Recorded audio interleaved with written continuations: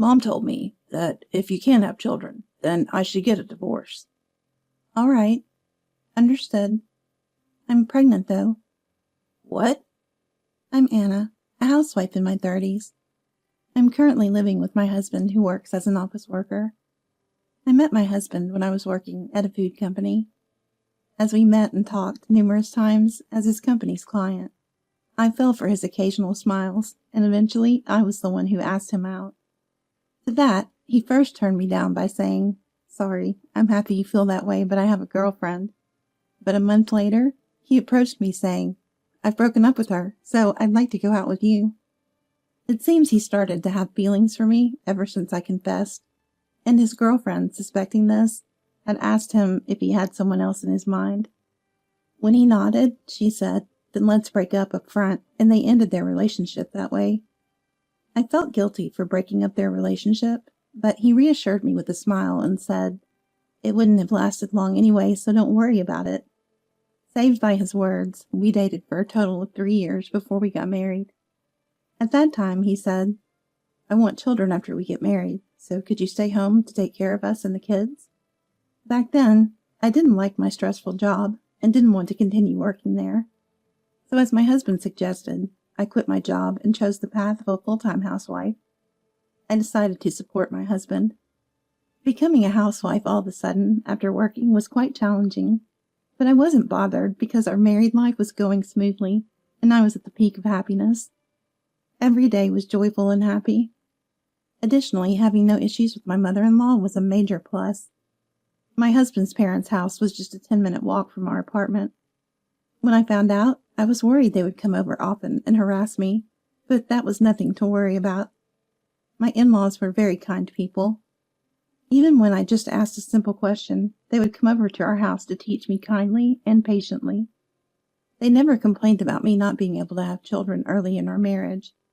And my mother-in-law would say, "I love you more than any grandchild.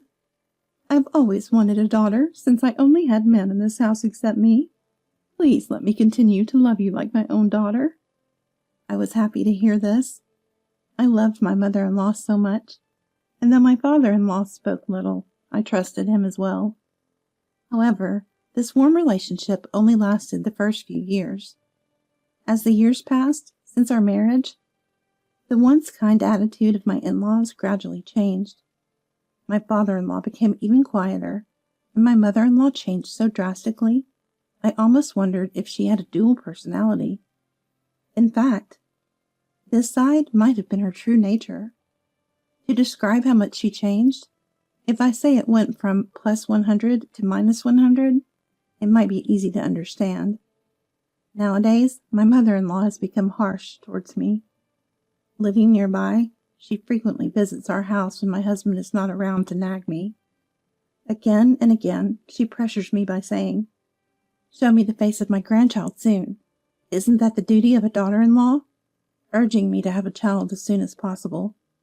She used to say, "Children are gifts from heaven. You don't have to try hard. When the time comes, you'll naturally conceive, so don't rush it." Furthermore, my mother-in-law would bring up other families, saying, "I heard the family next door just had a baby. The lady next door is pregnant too. And what about you?" pressuring me repeatedly. But no matter how much my mother-in-law pushes for grandchildren, it's meaningless if my husband isn't willing. Initially, my husband wanted children, but a year into our marriage, he lost interest. Even if I tried to initiate, he would reject me, saying, "I'm tired, maybe next time," or "Don't disturb my gaming." Even when I discussed this with my mother-in-law, she wouldn't understand, constantly badgering me about having children, and my stress built up day by day. Unable to withstand the onslaught from my mother-in-law, I discussed with my husband how difficult she was making it for me. Then my husband said, "I think there's no rush," but he agreed to try to increase our intimacy as much as possible. We kept trying as a couple, but no matter how long we waited, I couldn't get pregnant. Meanwhile, my mother-in-law kept saying things like, "It's because you're not trying hard enough. My son has done nothing wrong." I even wondered if the stress caused by my mother-in-law was making it harder for me to get pregnant. Unable to withstand the pressure from my mother-in-law any longer, we finally decided to start fertility treatments. I thought this would give me peace of mind, but then another problem arose that troubled me. It was about my husband. Since we started the fertility treatments, he began to treat me coldly. And gradually, even when he came home from work, he would just seclude himself in his room and play games or ignore me when I spoke to him. It would have been bearable if it were just that, but he would lose his temper over how I spent money, even if it was just a little on my hobby of crafting supplies. And if something happened at work, he would take out his stress on me, lashing out. When I argued back, my husband would quickly lose his temper and say, "Do you even realize that you have to think for your living, you jobless wife?" and go back to his selfish behavior. I told him I quit my job because he wanted me to, but he wouldn't listen.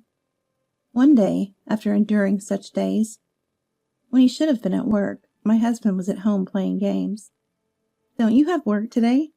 I asked, and he replied, "I quit." He said he had quit his job without telling me. Shocked, I asked why he quit, but he only got angry and said, "It's my choice."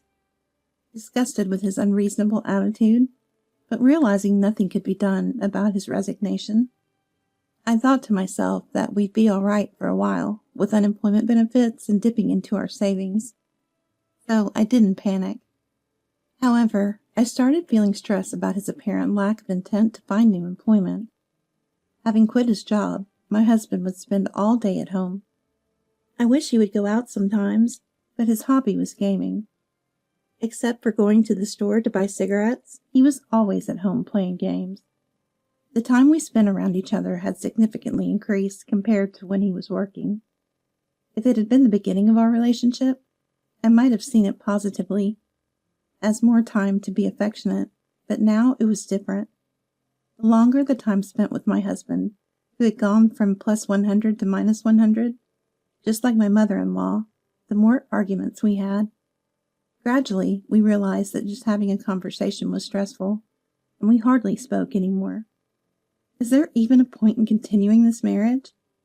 I started feeling like I was reaching my limit with our marriage. I wanted to find a way out of this situation. One day, as my husband was playing games at home as usual, I finally snapped. "You're not a child. Stop playing games all the time. Find a job for once." Then my husband said, "Actually, Mom told me that if you can't have children, then I should get a divorce." At that moment, I was thankful to my mother-in-law. I never thought she'd assist me like this. Moreover, I was pregnant. I found out at a checkup today and was planning to tell him tonight. But not telling him turned out to be the right decision. Now I could just say goodbye to my husband and his mother. I said, "All right, understood. Here's the divorce paper." Pulling out a pre-filled divorce form from the drawer, I handed it to my husband.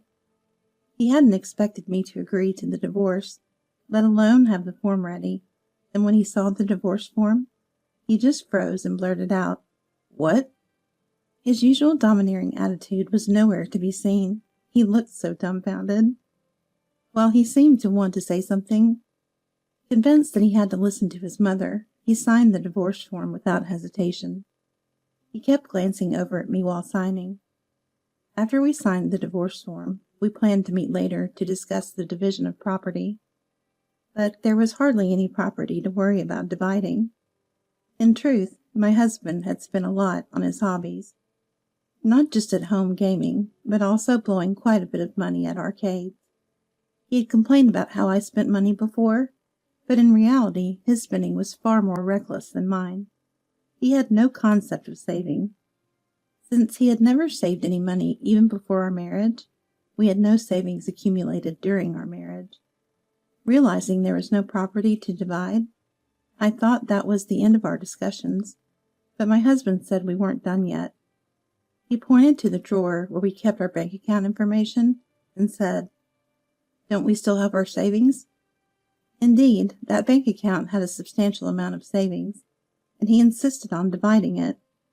But those savings were not subject to division. Those are my savings, made before our marriage, so they're not eligible for property division. As I explained this, my husband's face turned pale. Yet he said, "Oh, this apartment should be subject to property division, right?" I lived here too, after all. To that, I had to reveal the harsh truth. Unfortunately, the apartment is in my name, so you have no rights to it. Furthermore, I've already put the apartment up for sale, so you can't live here anymore. It'll be troublesome, so please leave as soon as you can, I said with a smile. I had been saving for a home, thinking that this apartment would become too cramped for us in the future. Before marrying, saving was my hobby, and even as a regular office worker, I had managed to save quite a bit. With those savings, I had purchased an apartment during my single years, so I did have some assets. If I sold the apartment, I could even afford to build a nice house in the city center. Of course, all those assets were from my single years and not subject to this property division. It seems my husband didn't know that. He had thought he could get half of my assets, but unfortunately for him, that wasn't the case. My husband became distraught upon learning that they weren't part of the property division. After that, we continued discussing, but my husband couldn't snap out of his daze.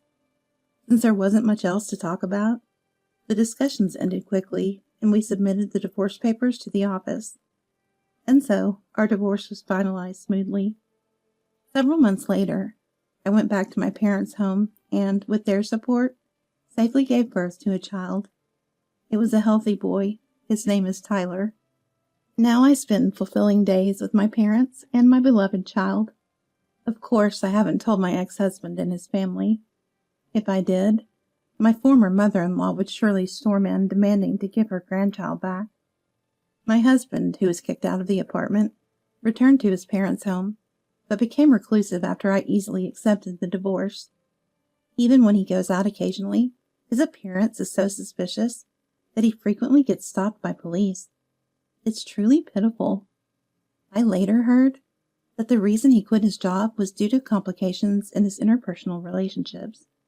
Apparently, he had a foul mouth at work and was disliked especially by female colleagues, and eventually he was ignored by everyone. Unable to withstand such a situation, he suddenly quit his job one day.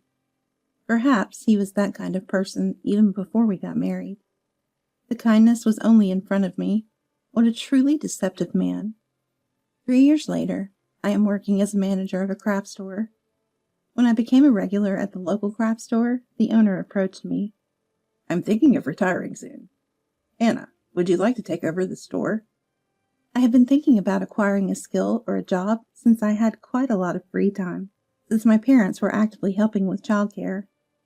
And if I refused, the store would have to close, which would trouble many of the other regular customers.